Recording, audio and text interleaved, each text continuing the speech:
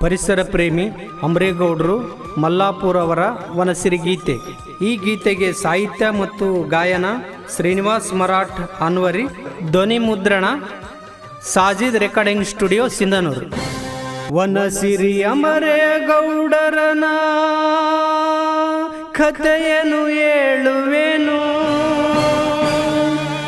ಹಸಿರು ತನ್ನ ಉಸಿರೇ ಎಂದು ತೋರಿಸಿಕೊಟ್ಟವರು.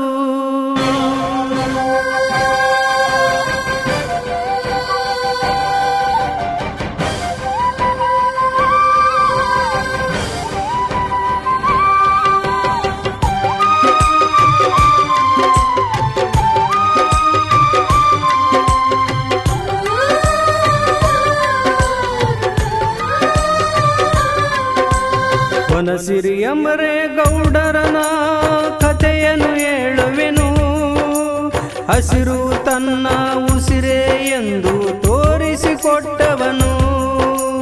ವನಸಿರಿ ಅಮರೇಗೌಡರನ ಕಥೆಯನ್ನು ಹೇಳುವೆನು, ಹಸಿರು ತನ್ನ ಉಸಿರೇ ಎಂದು ತೋರಿಸಿಕೊಟ್ಟವನು.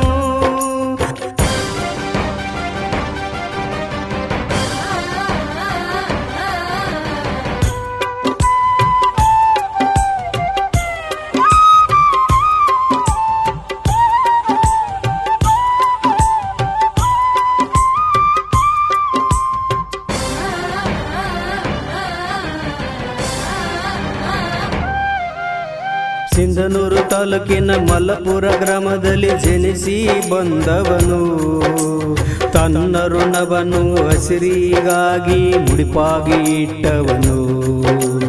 ಸಿಂಧನೂರು ತಾಲೂಕಿನ ಮಲ್ಲಪುರ ಗ್ರಾಮದಲ್ಲಿ ಜನಿಸಿ ಬಂದವನು, ತನ್ನ ಋಣವನ್ನು ಹಸಿರಿಗಾಗಿ ಮುಡಿಪಾಗಿ ಇಟ್ಟವನು. ಹಸಿರೇ ಉಸಿರು ಸಿಂಧನೂರಿಗೆ ತೋರಿಸಿಕೊಟ್ಟವರು, ವನಸಿರಿಗಾಗಿ ಹಗಲು ಇರುಳು ಶ್ರಮವನ್ನು ಪಟ್ಟವರು. ವನಸಿರಿ ಅಮರೇಗೌಡರನ ಕಥೆಯನ್ನು ಹೇಳುವೆನು, ಹಸಿರು ತನ್ನ ಉಸಿರೇ ಎಂದು ತೋರಿಸಿಕೊಟ್ಟವನು.